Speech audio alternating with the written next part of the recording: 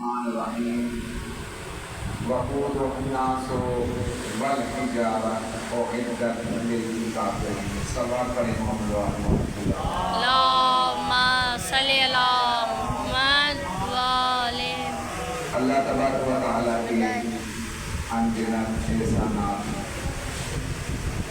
کہ جس نے ایک بار پھر اپنے دروازے پہ بلانے کی مہلت عطا کی،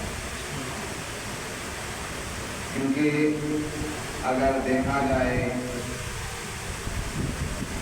ہمیں اللہ نے کیوں زندگی عطا کی ہے، اس کا مقصد کیا ہے، اور جو ہماری ایج سے کم ہیں ان کو اپنے پاس کیوں بلا لیا ہے۔ آیت اللہ جواد عامری فرماتے ہیں کہ اگر آپ یہ دیکھنا چاہتے ہیں کہ اللہ نے تمہاری زندگی کو کچھ دن بڑھا دیا ہے، تمہیں مہلت عطا کی ہے، تو اس مہلت کا فائدہ اٹھا۔ وہ کون سا فائدہ؟ اللہ چاہتا ہے میرا گناہگار بندہ ہے میرے گھر پہ آ کے توبہ کر لے تو میں اس کی توبہ قبول کر لوں۔ کتنا کریم ہے وہ، ہمیں توبہ کرنے کی مہلت عطا کرتا ہے کہ میرا بندہ میرے دروازے پہ آ کر توبہ کرے تو میں اس کی توبہ قبول کروں اور اس کو میں ڈائریکٹ کوئی انویسٹیگیشن نہ کروں، میں اس کو ڈائریکٹ جنت میں رکھوں۔ کتنا قریب ہے۔ اور اگر جس کی، کیونکہ موت سے کوئی بھاگ نہیں سکتا، موت بہکانی ہے، جب موت مقرر ہے تو پھر موت سے ڈرنا کیسا؟ جب موت نے ابھی مہلت دے رکھی ہے تو اس مہلت کا فائدہ اٹھا کر ہم اللہ تبارک و تعالیٰ کی بارگاہ میں اپنے گناہوں کی توبہ کریں، یہی ہماری کامیابی ہے۔ اور وہ کتنا غفور ہے، وہ تو کہتا رہتا ہے اذا جاء نصر اللہ والفتح ورأيت الناس يدخلون في دين الله افواجا فسبح بحمد ربك واستغفره۔ بس تو اللہ کے لیے تسبیح کیا کر، حمد کے ساتھ نماز پڑھا کر، واستغفره، اور اس اللہ سے معافی طلب کیا کر اپنے گناہوں کی۔ انہو کان توابا، بے شک وہ اللہ ہی ہے جو تمام کی تمام گناہ معاف کر کے توبہ قبول کرتا ہے۔ صلوات پڑھیں محمد وآل محمد۔ اللهم صل على محمد وآل محمد۔ ہمیں چاہیے ہم اللہ تبارک و تعالیٰ کی دربار میں آ کے، اللہ تبارک و تعالیٰ کی بارگاہ میں آ کے گناہوں کی معافی طلب کریں، اور معافی طلب کریں، ایسی توبہ کریں کہ پھر گناہ کرنے کی توفیق بھی نہ ملے۔ اسی معافی طلب کریں پروردگار کی بارگاہ میں۔ اسے ہی حقیقت آیت اللہ جواد عامری سے پوچھا گیا کہ ہمیں کیسے پتا چلے کہ نماز ہماری قبول ہو رہی ہے یا نہیں ہو رہی؟ آیت اللہ جواد عامری ایک بہترین عالم دین ہیں، بہترین موجزہ ہیں، بہترین مراجع میں شامل ہوتے ہیں، کیونکہ قیامت کے دن رسول خدا فرماتے ہیں ان اول ما یحاسب بہ العبد الصلاۃ، قیامت کے دن سب سے پہلا جو سوال کیا جائے گا وہ نماز کے بارے میں کیا جائے گا۔ ان قبل ما سواها، اگر تمہاری نماز قبول کی گئی تو تمہارے ہر عمل قبول کیے جائیں گے۔ وردت ما سواها، اگر نماز رد کی گئی تو سارے عمل رد کیے جائیں گے۔ یعنی نماز ایسا میزان ہے جو ہر عمل کے قبول ہونے کی وجہ رکھتا ہے۔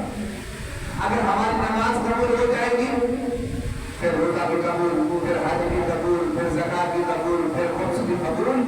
اور اگر نماز ہی رد کر دی جائے تو بھلے آپ یہاں تک قرآن میں لکھا ہے ملء الارض ذهبا، بھلے آپ جو ہے نا زمین، جتنی زمین ہے اتنا ہی سونا اللہ کی راہ میں خرچ کریں، اگر تمہاری نماز رد کی گئی ہے تو سونا قبول نہیں کیا جائے گا۔ یعنی ہر چیز کی قبولیت صرف نماز پر ہے۔ اگر کوئی نماز پڑھتا ہے، نماز کی پابندی کرتا ہے اور اللہ سے ڈرتا ہے، یہی کامیابی ہے۔ اور ہمیں چاہیے بھی، اب سوال یہ پیدا ہوا ہے، جواد عامر سے پوچھا دیا قبلہ ہمیں کیسے پتا چلے ہماری نماز قبول ہو رہی ہے یا نہیں ہو رہی؟ یہ تو مرنے کے بعد پتا چلے گا.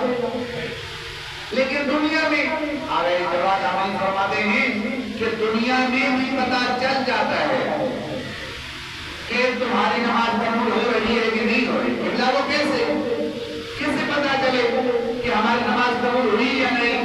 تو آیت اللہ فرماتے ہیں جب آپ نماز فجر سے لے کر جب نماز فجر پڑھ چکے ہو دوسری نماز کا وقت آنے تک یعنی ظہر تک نماز فجر پڑھ چکے ہو پھر ظہر تک اگر تم نے کوئی بھی گناہ نہیں کیا تو سمجھ لینا تمہاری نماز قبول ہو گئی ہے.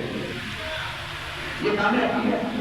یہ ایک نماز کے قبول ہونے کی علامت ہے کہ تم دونوں نمازوں کے مابین کوئی بھی گناہ نہیں کر سکتے. کوئی بھی نماز کیوں پڑھتے ہیں؟ اس لیے تاکہ یہی نماز ہے یہی نماز ہے جو انسان کو گناہوں سے محفوظ رکھتی ہے. یہی نماز کیوں؟ ایک چھوٹی سی میں مثال دوں کہ جب انسان کہیں بھی کسی دربار میں کسی آفس میں چلا جاتا ہے تو وہ کیا کرتا ہے کہ اگر ہمیں کسی بڑے آفیسر نے بلایا ہو اور ہم اس کی دربار میں جا کر اس کی نافرمانی کریں پھر جب وہ ہمیں دوبارہ بلائے گا تو ہمارے ذہن میں کیا ہوگا ہم نے پہلے اس کی نافرمانی کی تھی اس لیے جب وہ ہم نے ان کی نافرمانی کی تھی تو ہم سے ناراض ہو جائے گا.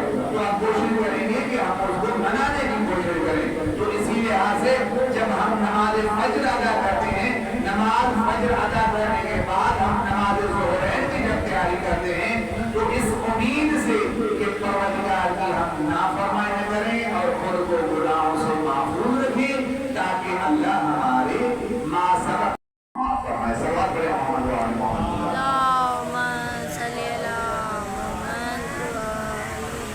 تو ہمیں جب اللہ نے ایک مہلت عطا کی ہے تو ہمیں چاہیے اس مہلت کا فائدہ اٹھائیں اور اللہ کے دربار میں اپنے گناہوں کی توبہ کریں جو کہ حقیقی توبہ اور ہمارے اعمال کو قبول کرنے والی توبہ ہے اور ہمارے اعمال کو قبول کرنے والی توبہ ہو جو ہمارے گناہوں کو معاف کرے جو بھی ہم سے گناہ ہوئے ہیں تمام کے تمام گناہوں کو معاف کرے اور ہماری کامیابی کے راستے پر لے جائے. صلوات پڑھیں محمد و آل محمد.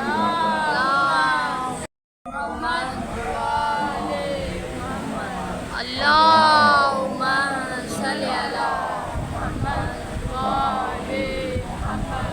اللہ